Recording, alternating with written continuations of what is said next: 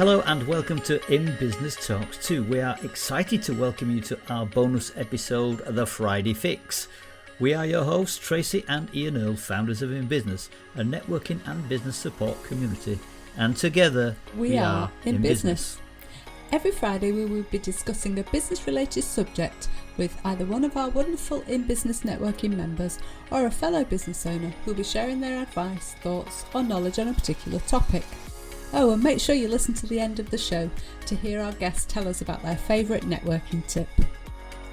This week's episode is called Spot the Gaps in Your Strategy by Using Simple Risk Management Tools. And our special guest this week is Stewart Harper of Cardno Management Services.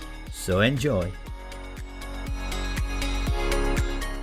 Hello, we are delighted to welcome our guest this week, Stewart Harper of Cardno Management Services, to the 5-minute fix section of our podcast. So welcome, Stewart. Thanks very much, Ian. It's great to be with you. So Stuart, how do you help organisations who might have gaps in their strategy which prevent them from moving forward, or they need to plan for interruptions to their business? Well, Tracy, it's a great question. And one of the tools that I employ as part of my business is risk management. So it's often, you might think of risk management and corporate risk as something that's really for the blue chips or the much larger businesses, but actually it goes beyond that. And if you think about the strategy that you've got as a business, you know the road that you're trying to travel on, and you've got a destination in mind, and you've probably plotted out that journey. So just using that analogy, you've got the journey, you're trying to get from A to B, that this is the route that you'll use. But if there were any particular roadworks, say, let's say you're coming from London up to Yorkshire, you might say, well, actually, I know there's roadworks on the A1, so I'll use the M1 today. And there are certain obstacles like that we all know we can plan for, that there are interruptions to our business. Maybe it's because we know that we're not going to grow our customer base in year one as fast as we might want to. So we can plan some of that in. But then there are other obstacles, there are other diversions from our business strategy that we can't plan for because, well, we don't know whether they're going to happen. Some of them we can have an idea about. Others where they come completely out of thin air. And I think the current pandemic is probably in that latter category. I'm not sure many businesses would have had that coming, did they? That's right. I'm not sure many businesses would have had pandemic flu as part of their business, but business interruption is a crucial part of planning. So what I work with is this concept of 4 or even 5 T's for managing risk. And first of all, before you get into what you do with the risk, it's about analysing what are the crucial elements of your business strategy, what are the things that you're going to do over the next year, and what could derail you from your plan.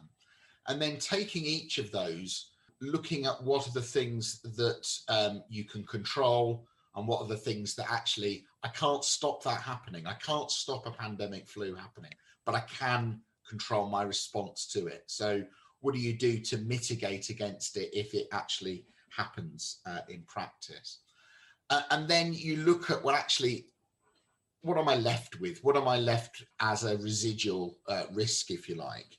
And that's when you talk about the 4 T's. And those in risk management speak are to treat, to tolerate, to terminate, or to transfer.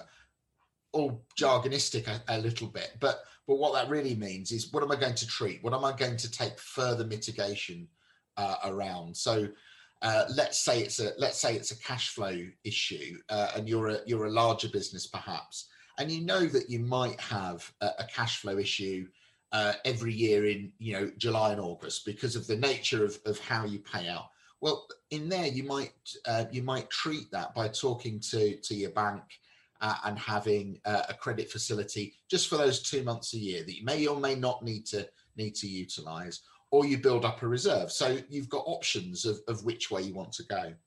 You can tolerate the risk. You can say, well, actually, yeah, there is that risk, but either it's a very low likelihood or it's a reasonable likelihood, but the impact is low. and therefore I'm going to ignore it. I'm not going to do anything about it. I am going to tolerate it. So the third way is to transfer your risk. And before I came on the podcast this morning, I was looking at a client's new insurance policy. I'm not doing the insurance for them, but I was looking at it in the concept of their governance and saying, well, actually, a lot of the risks that you're facing, you're transferring the impact of that risk by getting good insurance. So there are some great people out there that provide good insurance policies that are comprehensive. The final way to mitigate a risk, and actually it's the one you should do least, I suspect, if it's a core part of your business, is to terminate. But there will be some things, there will be some elements of your business which you look at and you say, do you know what? The risk of this is just too high, that if this goes wrong, then it undermines the rest of the business. So we're going to terminate that element of it. And that might be something that is no longer desired by the customer. At the moment, that's probably anything that's face-to-face, for example. And you might not terminate it forever, but you might look at it and say, well, actually, yeah, legally we can do this face-to-face, but the risks are this, and this, and the impact is quite significant, both reputationally and financially. Stewart, sorry to interrupt. What were the T's again? Just repeat. So the 4 T's are to treat, to tolerate, to terminate, or to transfer. So in other words, to mitigate against, to ignore, to stop, or to transfer, to ensure the risk and transfer the risk to somebody else. Right. But there's a 5th as well. And I think that's sometimes overlooked, is the opportunity to take advantage of. And actually, some of the biggest risks in business are ones that you can take advantage of and drive something new. And there's a lot of businesses over the last few months have had a really pretty terrible time of it. But actually, there are an awful lot of businesses that have pivoted, and to use a vogue word at the moment, they've pivoted their business and they've done something different. Yeah. And actually, when we come out of this, I think a lot of them will actually say, well, we've done really well out of pivoting. We've taken advantage of that risk. So we can look at it in 2 different ways. We can look at it as a negative and say, well, all of these things could go wrong, and this is what I would do if they go wrong. These are the things that I don't even know are going to happen, the unknown elements of my journey, back to that analogy. Or we can say, well, actually, there are some things that are catastrophic, but actually there are very few in reality. That the majority of things, if we look at them from a concept of how do I take advantage of that, how do I move forward in a different way, how do I pivot, then you've got an opportunity to really do something quite different. All right, interesting. Yeah, I like the 5 T's. Yeah, it just helps. It just helps to clarify it. Yeah, simplify it almost. It's good, isn't it? It's good. Can I ask? Obviously, I'm thinking sort of big organisations. I can see how the sort of stuff that you do would perhaps help them. But how does it work? Is it adaptable for the smaller business, for the SMEs? Is it something you can tailor to suit for any size business, basically? Well, I think it is, and I think if you look at the corporates, the big corporates should have a risk committee as part of their board. Their board should be looking at their risk register on a regular basis. They should have detailed risk assurance frameworks, and all of that's really, really important. And I do work with clients that have that, and they need to have it. But if you just look at a solopreneur or a micro business, everything that a business owner is doing in reality is risk management, because they're looking and saying, well, actually, this is what I want to do. This is why I think it would work.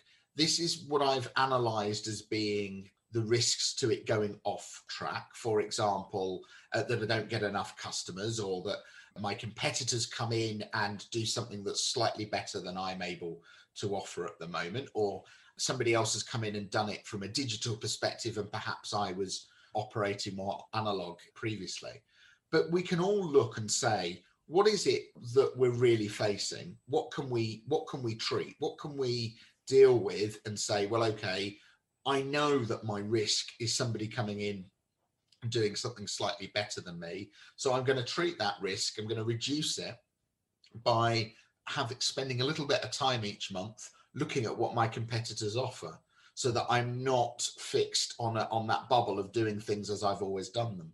Yeah. Or I know I've got a risk of someone coming in with a more digital offering than I currently have. So over the next 12 months, I'm going to spend time and invest in making sure that my offer is much more cutting edge. Whatever it might be, we're all managing risk on a daily basis, because we're all looking at that car journey and saying, look, here I am at point A. This is where my business wants to be in the future. This is the route I'm going to go, but what's going to stop me?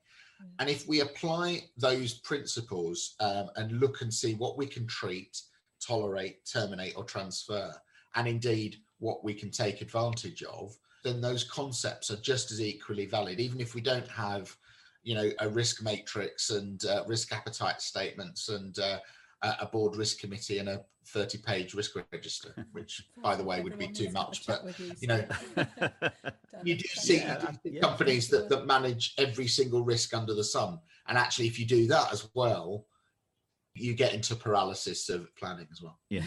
If anyone wants help from you, give us your details of how people can contact you if they need any help. What's your telephone number or website or whatever that might be?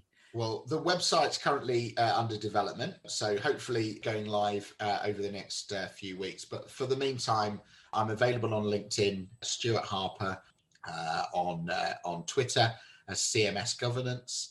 And over the next few weeks, I'm trying to grow my social media channels, because I know that's one of the risks of my business, that I haven't properly utilised the opportunity. Right. Yeah, so you need to treat that. Yeah, you need to treat that. Yeah, that's right. You got a team there. Absolutely, a team there, T. Yeah, well done. Absolutely. Thank you for that, Stuart. That was excellent. Thank you. Really good to chat with you. How did you decide on your business name, anyway? My business name was my grandfather's middle name. Cardno was his middle name. Oh, Cardno. All right, is that a name? Yeah. All right. Yeah. So the family was Scottish. Cardno's an old Scottish name. Oh, so you're of Scottish descent then, are you? Yeah, there's there's Scottish from that side of the family, but my mum's mother was Maltese. So way more of my family are Maltese. So there's lots of, in Malta, there's half the island seems to be related. So you go visit, have you got plenty of family to visit out there then? I haven't been for years and years and years. They come over here more often now. We were also wondering, I know you're a notable networker, and we wondered just if you had any tips to share with our networking community. Yeah, do you have one tip that you can share amongst us? Yes, I do. And the tip that I've come up with is very much one for online networking, which we're all facing at the moment. And that is to have LinkedIn open on the side screen. So either splitting your screen or having it on another screen whilst you're in the networking meeting, because we all say we're going to connect to people after the event. And if you're anything like me, you forget to do it. But if you have LinkedIn open at the time, it's an opportunity to find the person on LinkedIn whilst they're doing their 30 seconds or 40 seconds, quickly dropping them a note and saying, great to see you in business this morning. It'd be good to connect, or could we have a one-to-one? And that's a way of immediately following up. And it's, I think when we're face to face, it's easier because you might get a physical business card, or with the work that Frank and the guys at Promaze are doing, you might get a digital business card. But when you're online, it's very easy to forget to follow up those connections. So I do it. I make sure I do it by having LinkedIn open on the screen at the same time and do it there and then. And then after the event, people feel that, it's easy for them to respond because they remember where they've seen you before. Yeah.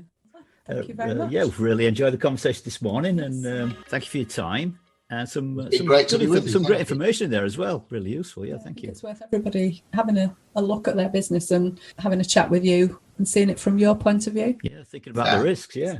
Great stuff. Thank you very much. Thank you very much. Okay. See you soon. See you soon. Thank you very much.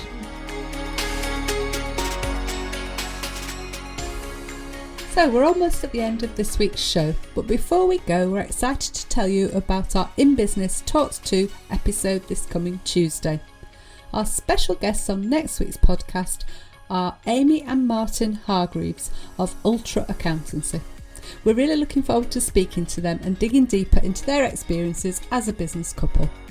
So thanks so much for joining us this week on In Business Talks 2 Friday Fix. We hope you've enjoyed it, and if you have, all we ask is that you simply tell a friend about the show.